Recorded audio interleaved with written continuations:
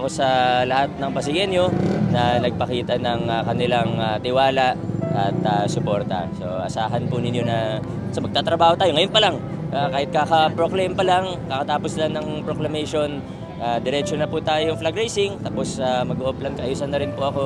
So dire-diretso lang, trabaho lang, focus lang tayo sa trabaho. Sa sinasabi ng Pasigueño na naniniwala sila sa direksyon na tinatahak natin ngayon bilang mga Pasigueño at bilang isang lokal na pamahalaan na rin, na ayaw na natin bumalik dun sa mga lumang kalakaran, ayaw na natin ng kickbackan, ayaw na natin ng lutong bidding, ayaw na natin ng maruming politika, ayaw na natin ng mga ganon.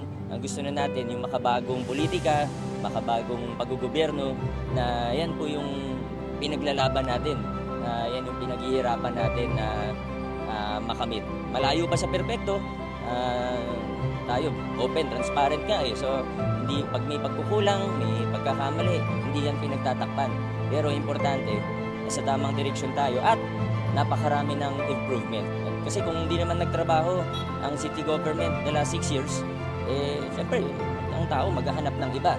Pero kung pinapakita natin na ito yung nasa tamang direksyon tayo, mukhang sumasang-ayon ng mga Pasigueño. Kaya muli po, ako'y taos-puso nagpapasalamat sa bawat isa na nagpakita ng kanilang suporta. Salamat sa bawat isang Pasigueño na patuloy na nagtitiwala sa ating lokal na pamahalaan.